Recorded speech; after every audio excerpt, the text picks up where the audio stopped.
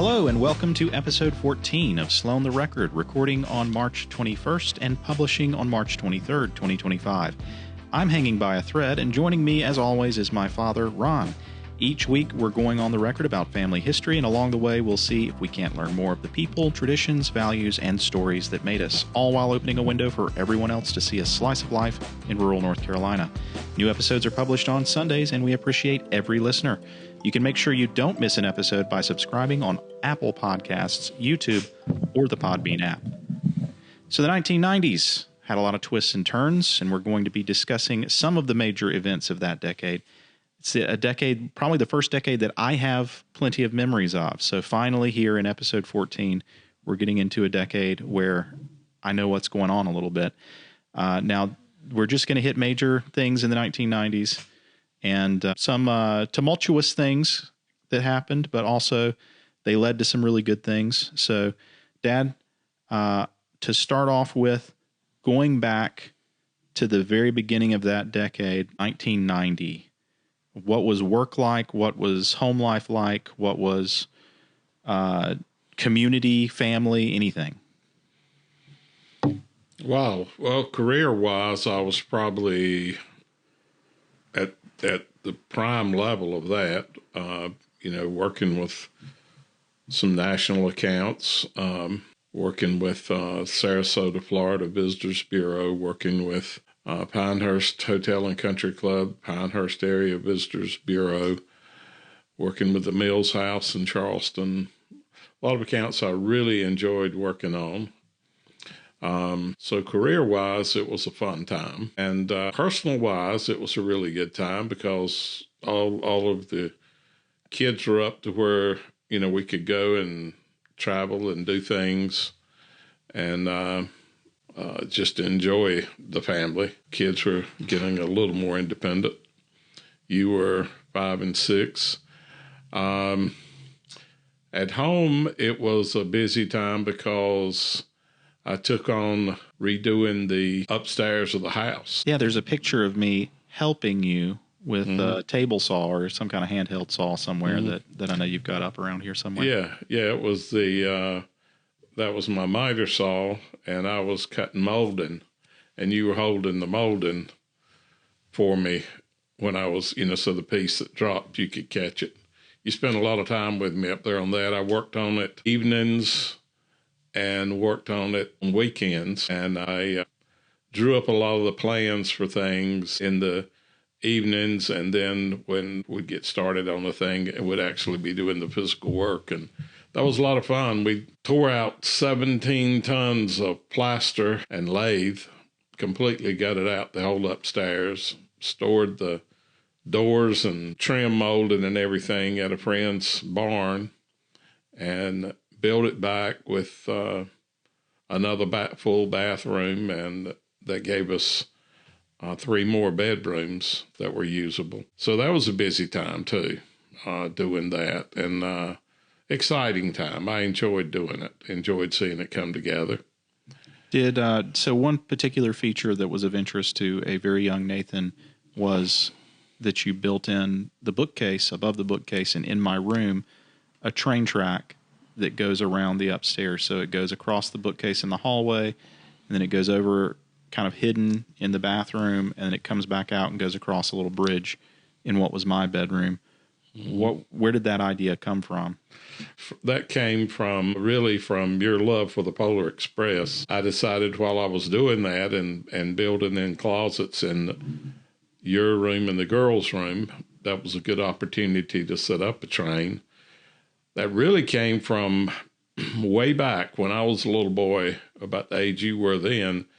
My dad would take me with him to see Mr. McKeever at McKeever Insurance in Sanford. And he had offices upstairs over one of the department stores. And I remember between 2 of the buildings was this doorway, and you opened the door and it was a stair flight going up. And this man's hobby, he was the man that my dad sold his insurance agency to when he went into World War II, went into flight training with the Army Air Corps. But he remained good friends with Mr. McKeever. And so he would go by to see him from time to time. And Mr. McKeever was always in his office after work because his hobby was building electric trains. And he built them from scratch. When he got through with them, I thought they were beautiful because they were all brass, unpainted. And he would be sitting there with these, these eye things on that magnified, putting in these little tiny screws and things sitting there at the desk. And my dad would sit down and talk to him, and he would turn on trains. He had trains that ran through the different offices and through little tunnel openings. And my brother and I would chase the trains from office to office because, that nobody was there in the time we were there. The people had gone home. And I thought that was the most wonderful thing in the world. And then when my brother built his house, I helped him get set up to run a train in his den. He was really hesitant because his wife was not crazy about doing it. But we pulled it off and getting it in there. And he's enjoyed it with his children and then his grandchildren. But I had always had in mind doing that myself, and we did it in his office, and it worked. And then, in his house. So with you loving the Polar Express so much, I decided that I would set it up so that you could have your own train running and come through your room. So to do that, I had to design a bookcase that would accommodate the radius that I had to have for that HO train for the scale engines. And so I built out 2 deeper cabinets and put displays in those, one on each end. And then the rest of the bookcase was shallower, but I had a shelf that ran down the length of the bookcase and went into each of the display cabinets. And the train came out of the display cabinets and ran down that, then crossed the bridge, as you said, into the bathroom. I built a cabinet in the bathroom overhead, or a little soffit, to have the train run in. And then it came into your room in the closet, crossed the bridge into the other closet, went through the closet in the girls' room, and came back out. It was 50 foot of track, and it runs the O-scale engines, which are like the Lionel trains, but these are actually, where Lionel were not scale, these were actually replicas of actual trains, so they're in scale. So Southern Crescent was the one that you have running up there, right? Yeah, I've had the Southern Crescent, and I've had a Hudson. I've got a reproduction of the J611 streamliner that was restored in North Carolina at the Spencer Tracks shops in North Carolina, but it's out of Virginia. I can't think of the name of the town right now that the train actually resides in, but we watched it being fixed up there in Asheboro, or Spencer, near Asheboro. And we took a trip on it up into Virginia one time, your mother and I, and Billy and Jimmy. And that was kind of... So 10 years in the house, basically, a little more than 10 years in the house, 12. And you start working on the upstairs. So that just goes to show you how long of a project that house is. I haven't been in my house half that time, and it's fully put together.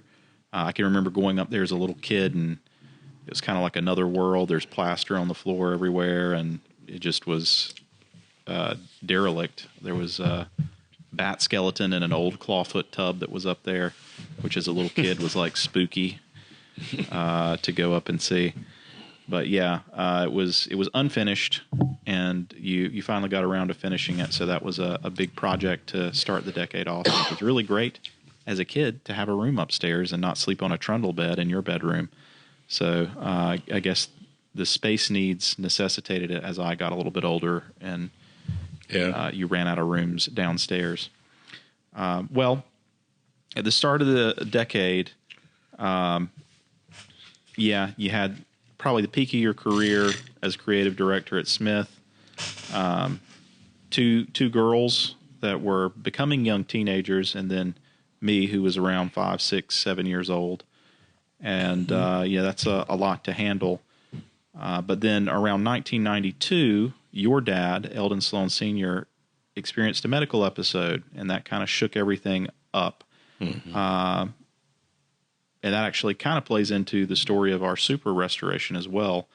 But I digress there. What is it in a nutshell? I know that was a life-changing experience, has to be. But what do you remember about that particular season? He didn't pass away, suddenly, but it was still a medical episode that caused a great deal of turmoil in the family there for a little while. I'll never forget the morning the phone woke me up at 6:30, and the first thing that hit me was I was to be a pallbearer in James Brian Creech's funeral. He had requested to some of his family that I be a pallbearer. I've mentioned James Brian before.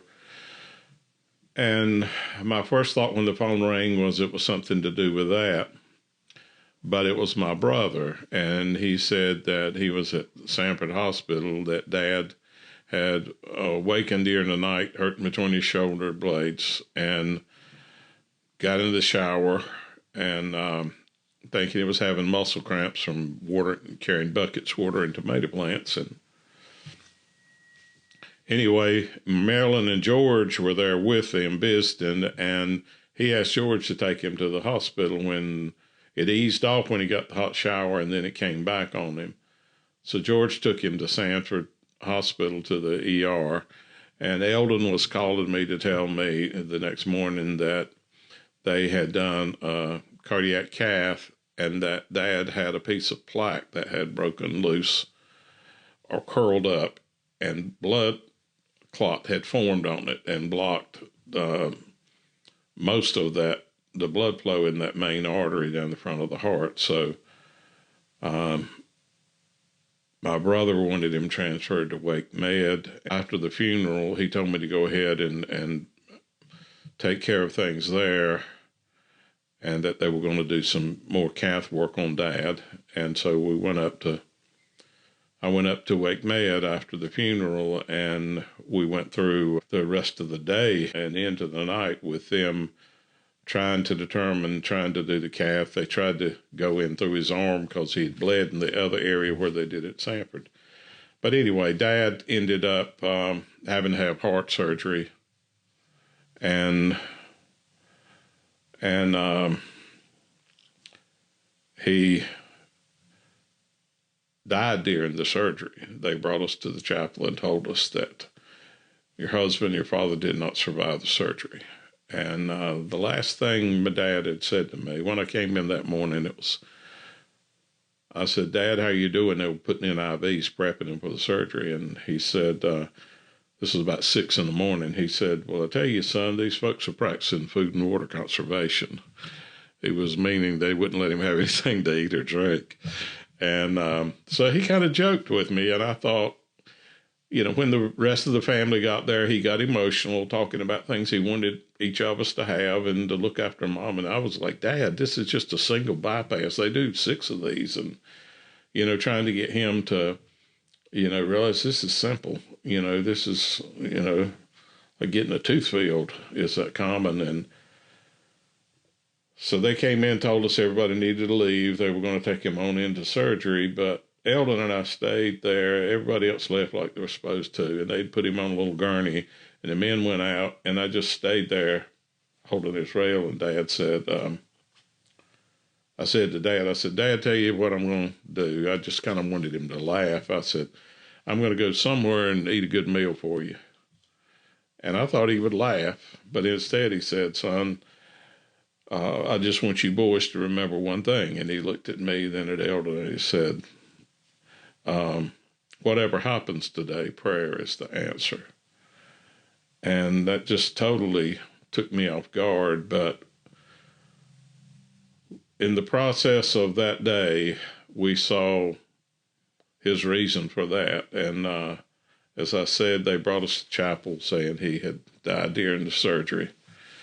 And we prayed, my brother and I, when we caught each other's eyes, said, "It's not over yet." No, it's not. He told us we got to do what he said. He said, whatever happens, prayer is the answer. So we got everybody in the room praying. Then people got on the phones and started prayer chains. And the long and the short of it is, though they came in and told us how dire the situation was, that the lining of his heart had separated from the walls of his heart. It was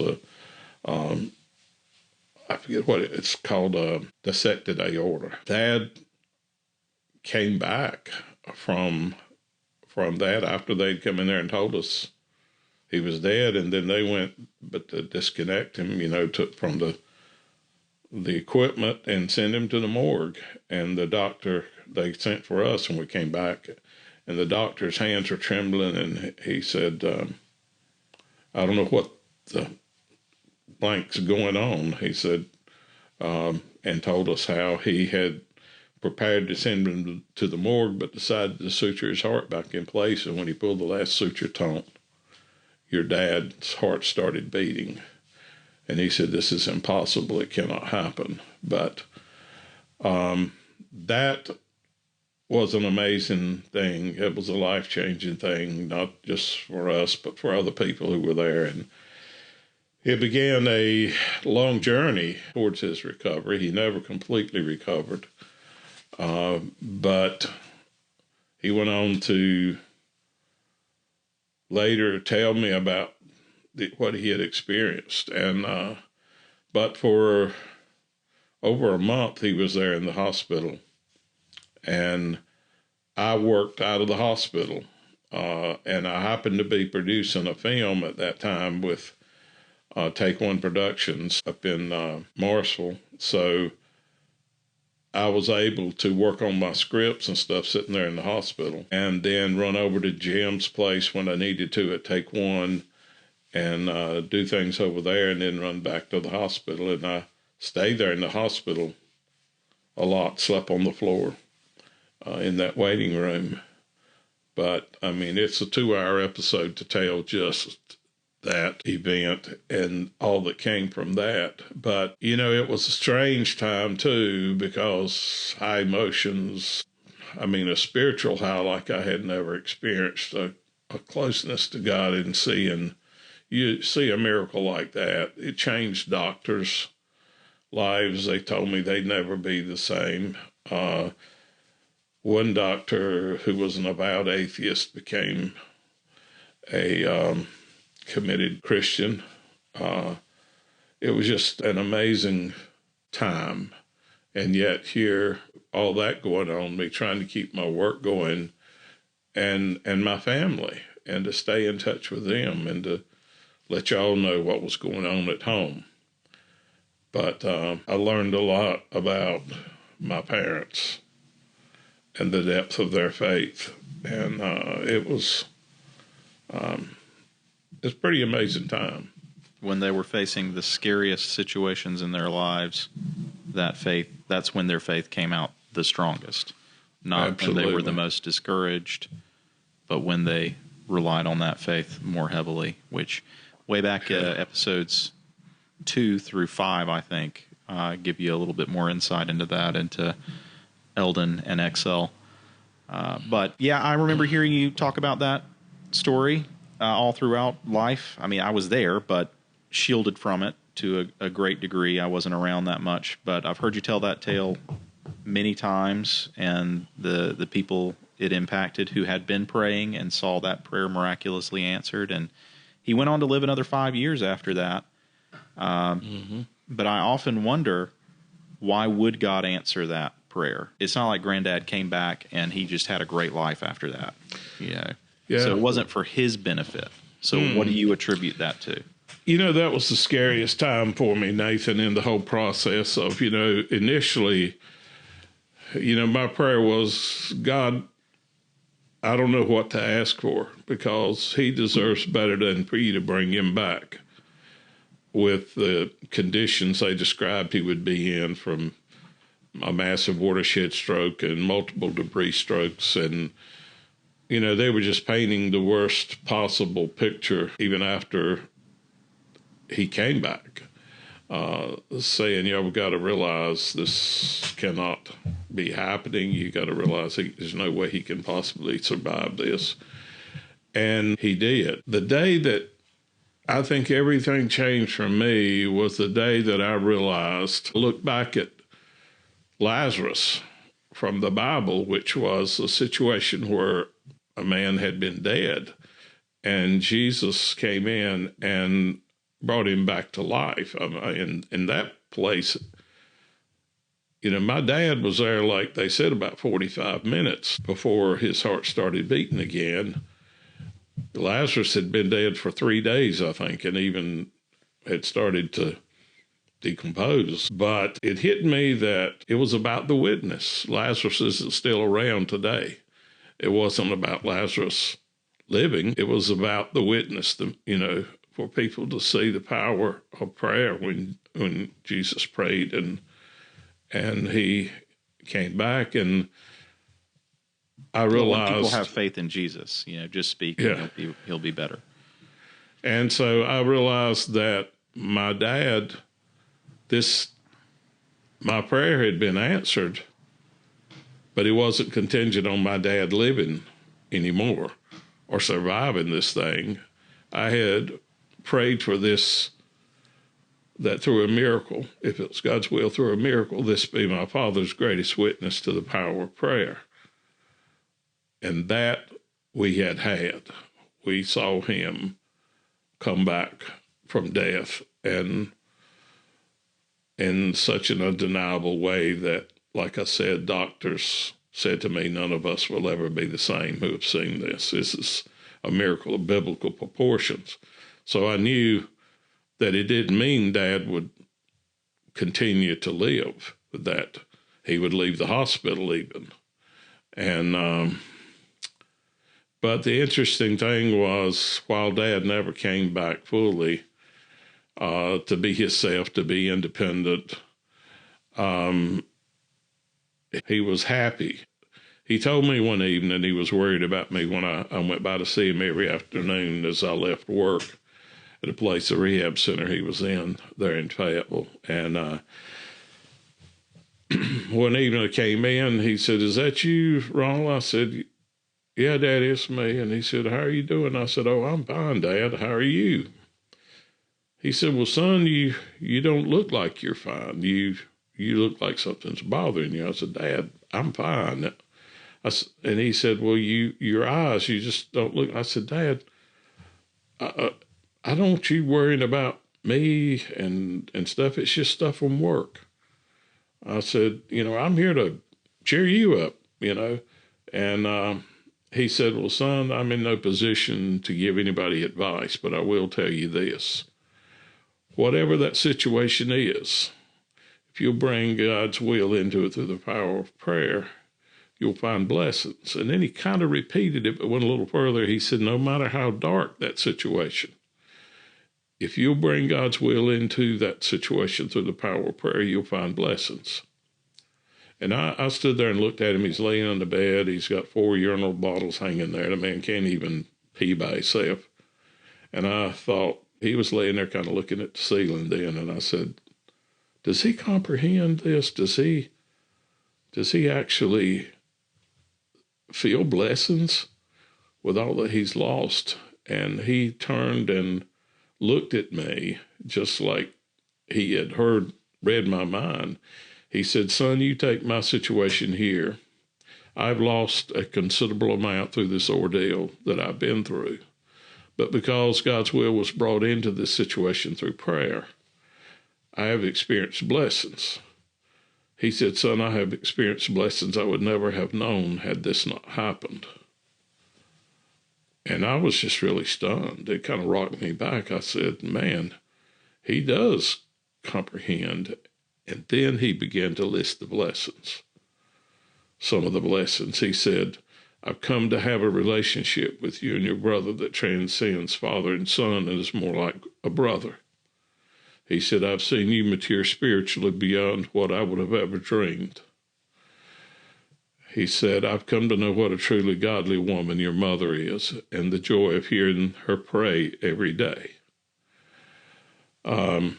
He said, son, I've come to know the joy of having people love me enough to pray for me. People who I didn't even know cared about me prayed for me. People that didn't know me cared enough to pray for me. And he said, son, I can't tell you what that means to me. Son, I would not give up those blessings to have back what I've lost. I said that was like the greatest gift he ever gave me. Right there. Was that those words of advice and that perspective. And for me, I realized later he preached his funeral that day. And when I lost him 5 years later, he was ready to go. He was actually excited about it. He said, son, and he pumped his fist. He said, I just have the feeling I'm going to heaven soon. And then he talked about what would it be like, who would he see, would his mother know him as a 3-year-old or recognize him as he is, and all of these things. But he was excited about going. And the girls were with me that day, and they were like, do you think Granddaddy thinks she's going to die? And I said, honey, I don't know. And she said, it's what it sounded like. And I said, yeah, it did. And Elizabeth said, but Daddy, he didn't seem scared. And I said, no, he didn't. And she said, in fact, he seemed excited. And I said, well, you got to understand, he's seen both sides. He's been there, and he wanted to go back. He told me, son, I want to go back where Papa was and Calvary was. So I said, he knows what waits for him there. He knows what he's dealing with here, knows what's waiting for him there, and he's ready.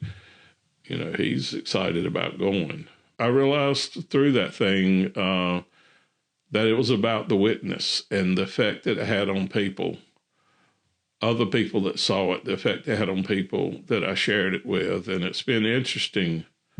I've never planned to share it with somebody, but it's been interesting how many doors have opened for me to share that story and how many people it has helped through tough times. And so just briefly, it sounds like you said he saw his brother and people. So did he have a near-death experience, or?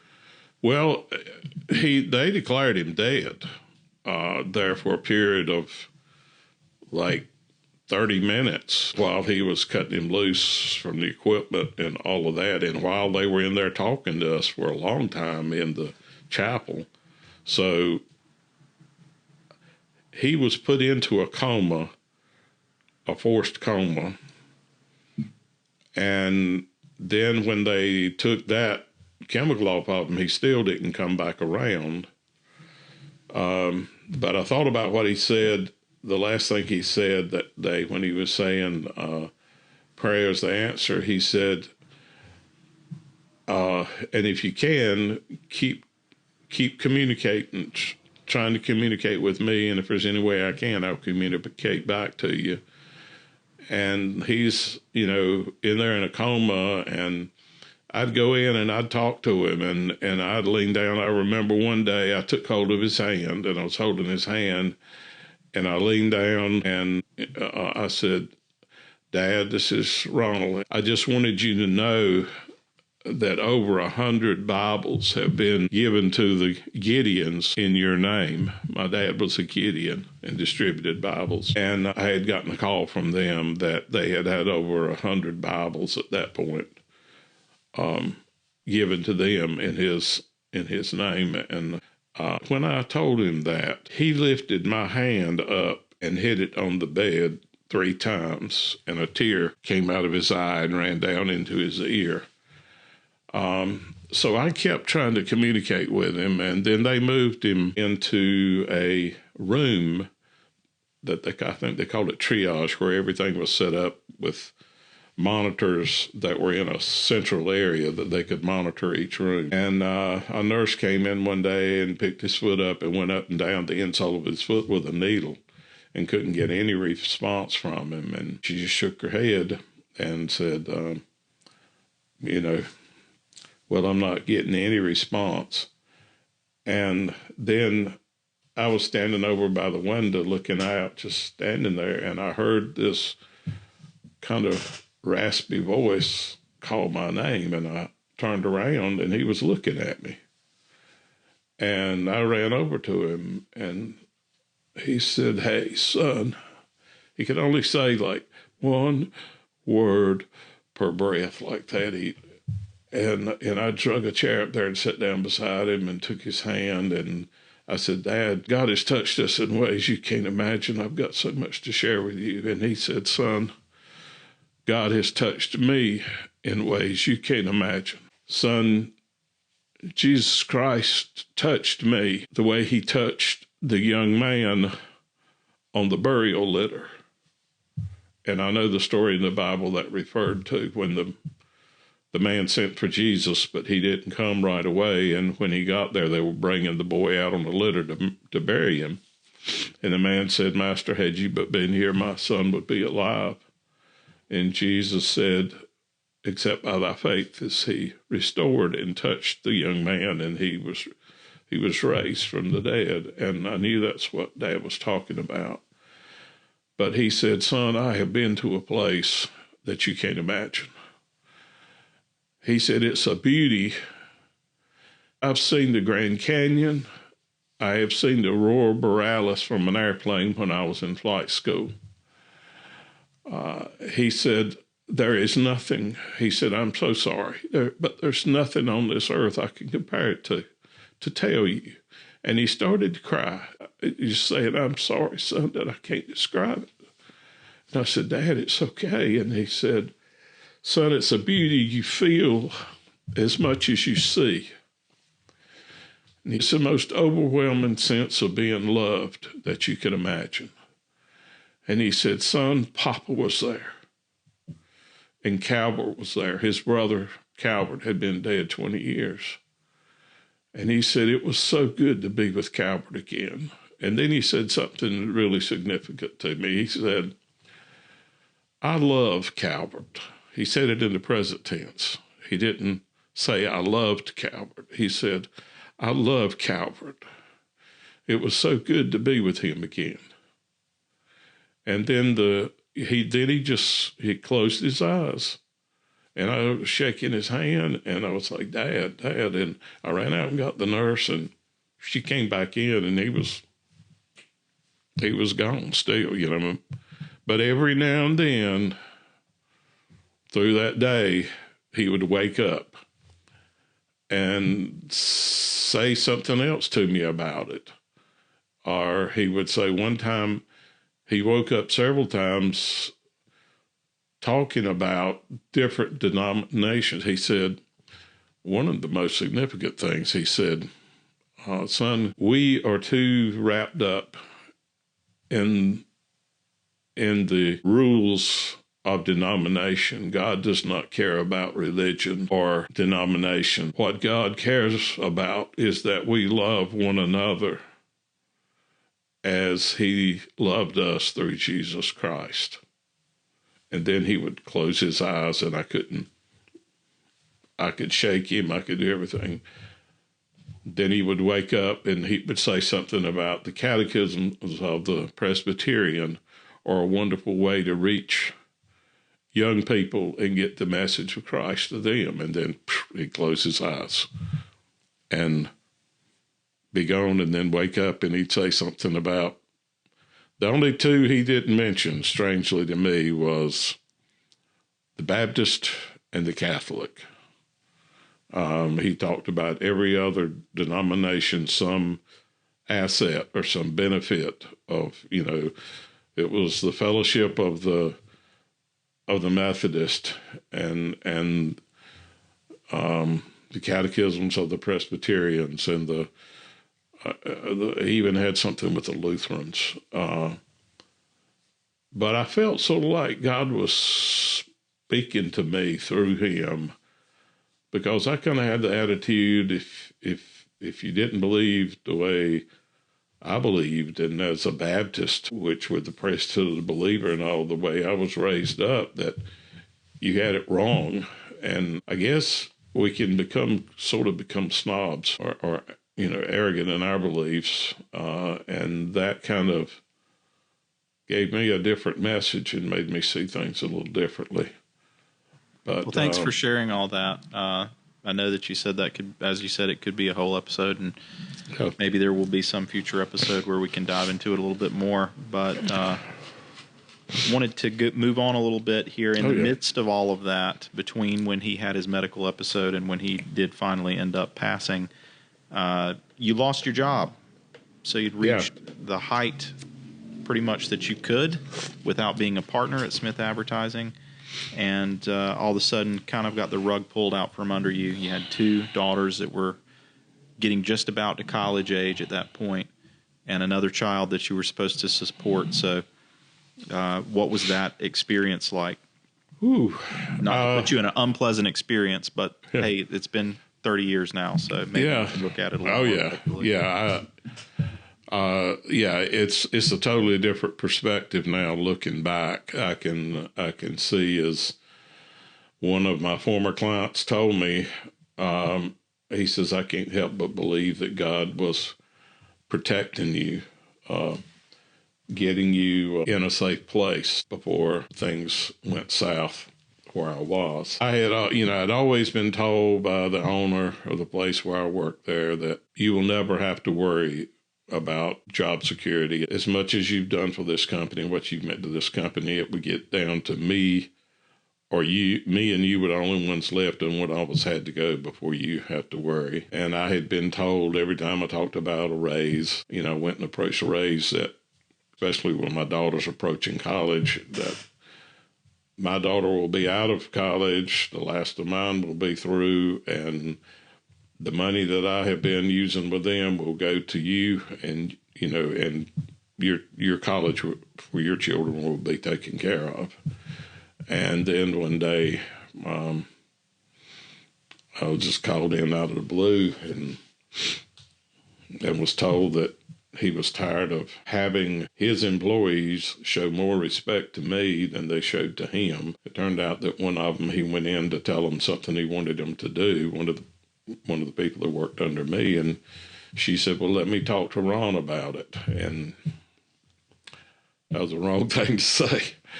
And so he said, I'm not having it, so your services are no longer required here. And I said, Gary, they're doing exactly what they're supposed to do. I'm the creative director. You're supposed to come to me with your ideas, and me and you work out the direction, and then they implement it through me. And he said, well, I'm not having it. Having them show more respect to another one of my employees than they do me. And so there I was with Elizabeth. I think it was like a year or 2 from college, and then Melissa right behind her, and house payment and all the renovations I'd done on the house, tied up in the home equity and making those payments. And Susan at that time had resigned from a teaching job and was working part-time, and all of a sudden everything was gone. And one of the most amazing things was that I had my dad praying for me. That was one of the most amazing things. He was praying for me and encouraging me, and my faith was so much deeper because of what I'd been through with Dad. I think I've often wondered, if that event had not happened, could I have survived it, because I was so worried for my children. Excuse me, I had several. It's the first time I ever felt what has to be a panic attack. It was one day I was sitting in that old 56 Ford waiting in line to pick you up from school, and I looked over the house, and I was comparing it, the way the eaves were done, to the way it's done on my house. And then I heard this voice say, what if you lose your house? You've just got your children into their own bedrooms. What if you lose your house and they have nowhere to go? What are you going to do? And it scared me so bad that I put the truck in park. I opened the door to get out, swung the door open, and when I stepped on the running board, I heard just as clear as you're hearing me, I gave you a witness of a man brought back from 6 deaths, but you don't believe I can bring you back from this. Is that because Granddad had 6 strokes? Well, he had 6 reasons they gave me that he died. And they said, you can take any one of those reasons. Is the reason he died. But you were asking because you didn't want to accept that he had died. Yeah. I said, you're telling me, I was there in that chapel saying, you're telling me he's dead? I said, a single bypass. And he said, his aorta dissected, his heart is non-functional. His lungs have failed and ceased to function. They're no longer oxygenating his blood. He's... you don't have to try and recall all of them right But he now. went through 6 reasons why. And he said, you can take any one of those reasons. So here this voice says to me, I gave you the witness of a man brought back from 6 deaths, yet you don't believe I can bring you back from this. And it was the most humbled I'd ever felt in my life. I remember sinking back into the seat, and I put my head down on the steering wheel of that old truck, and I just cried and told God I was sorry. I said, you're right. I can't imagine having the witness that you gave me to your power and your ability. And I said, I'm so sorry, God, I've limited it to what I can do about it. And I realized I had not brought him into it and really prayed. And so I sat there in that old truck, and the line had not moved.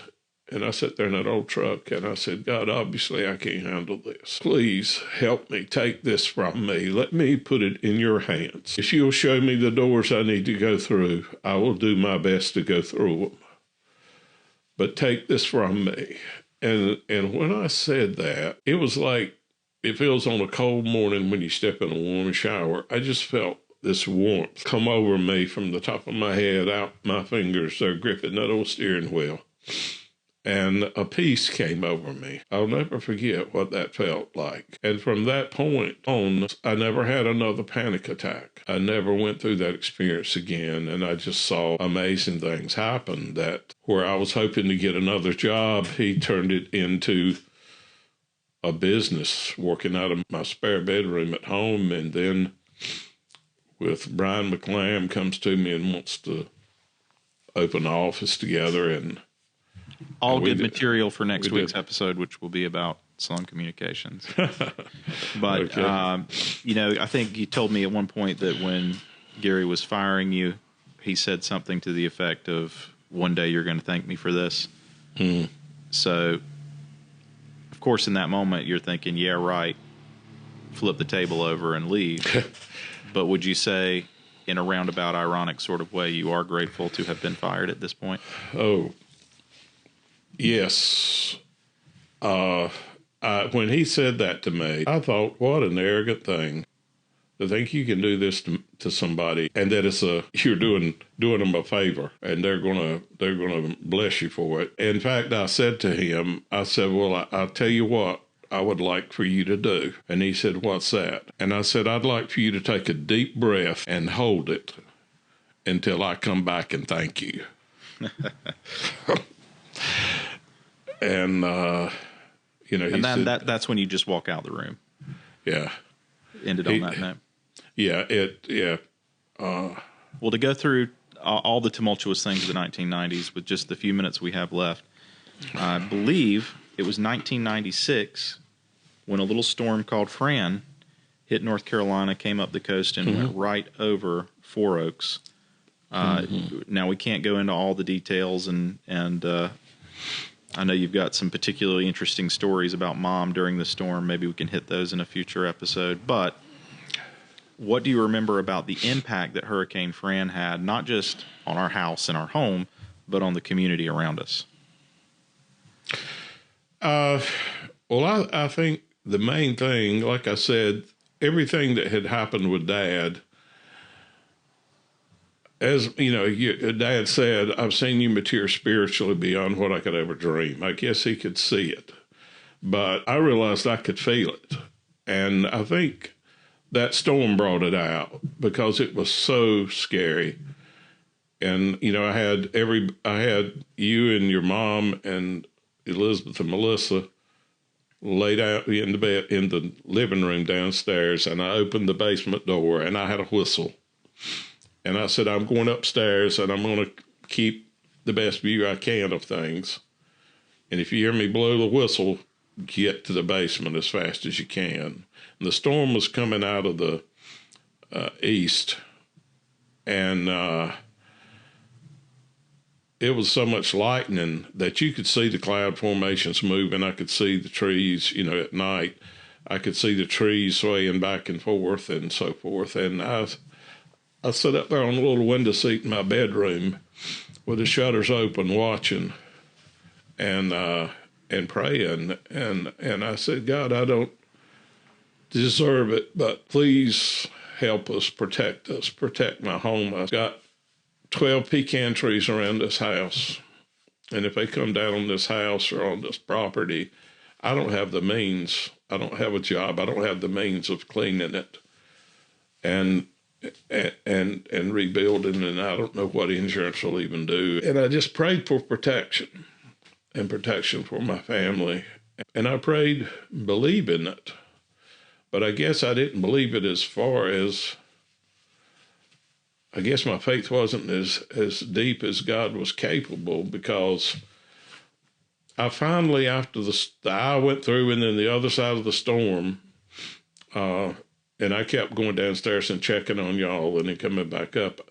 But when that second part, I lay down across the bed and I went to sleep.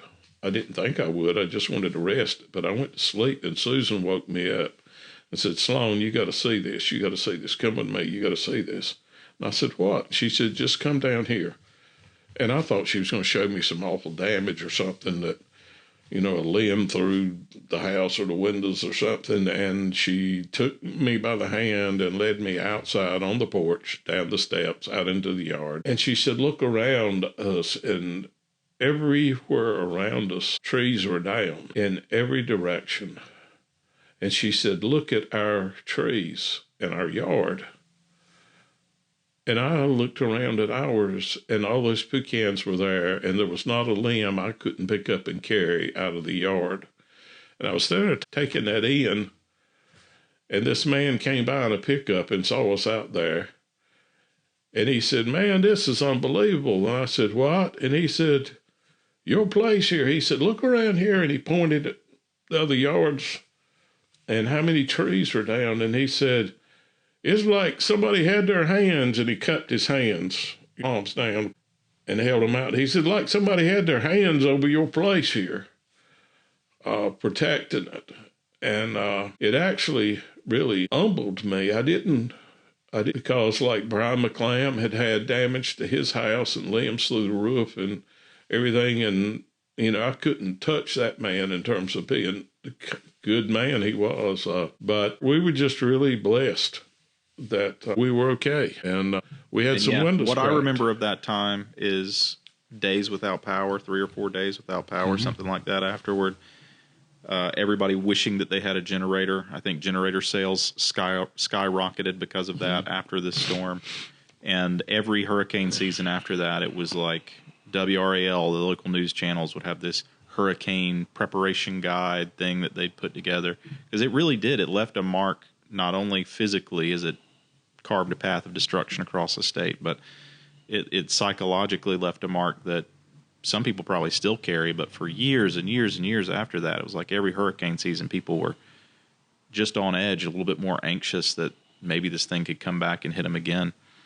Fortunately, I don't think we've had a storm quite as devastating from wind damage, at least, wind and rain damages, as Fran was, that hit Four Oaks. But certainly other major storms have hit parts of the United States. And when I hear about those, I'll always have a point of reference in my mind for what that was like, because I do remember being hunkered down in the den with Mom and my sisters, and just being afraid, but somehow falling asleep eventually, strangely enough.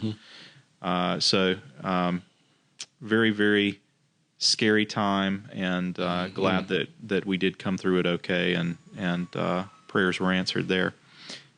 Finally, as we close out this episode, we are looking at a decade that did have a lot of change in it. You started out the decade kind of at the peak of your career, basically 20 years at this agency, making pretty good money with 3 kids, and all was well. And by the time you get to the end of the decade, you don't have that job anymore, and you don't have your father with you anymore, and you have a new business that's just cropped up that you're trying to scrap together and make work. I'm curious, being a married person myself, I know that marriages have their ups and downs, and they have turbulent periods and better periods. But in a similar vein to how you'd ask, how has your relationship with your spouse changed after you had kids?